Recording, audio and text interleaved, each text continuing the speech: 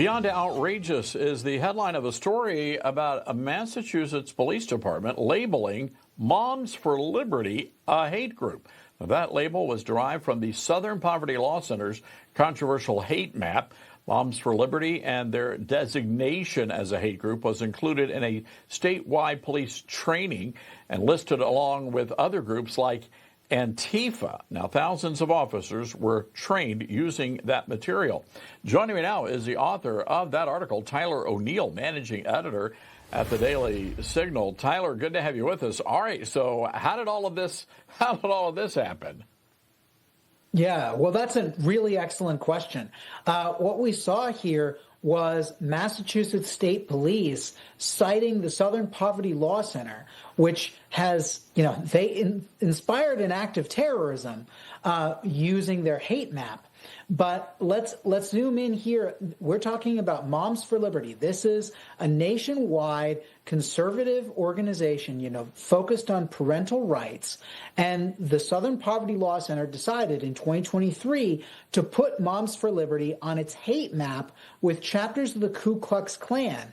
And they've said that this hate map exposes the infrastructure upholding white supremacy in the United States. This applied to a group of moms and dads who just want to know what their kids are learning in school, who are rather perturbed, let's say, when schools were kept closed long into COVID by the time we knew that COVID wasn't as dangerous for children and young people, and that children and young people were less likely to spread the disease. Still, schools were closed. Masks were forced to be worn by these kids. And, the parental rights movement began out of that. While parents were seeing critical race theory and gender ideology forced in school lessons that they got a seat to because they started doing school online. And so this movement is extremely important for Americans to know about, and the SPLC is demonizing it yet again because the SPLC supports the radical left's indoctrination in schools. So I'm curious here about the rationale. I know a lot of these ladies, Moms for Liberty, I've never seen any of them wearing white bed sheets and pointy hats or burning crosses. So how did they get from Moms of Liberty being just like the KKK?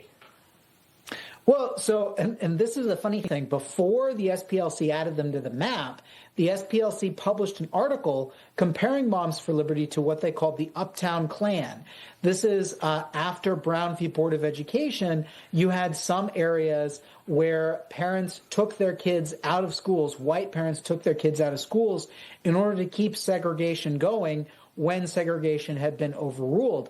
And so the SPLC was making the claim, and I think it's a completely absurd claim, that the parental rights movement of today is similar to that movement against desegregation in the 1950s.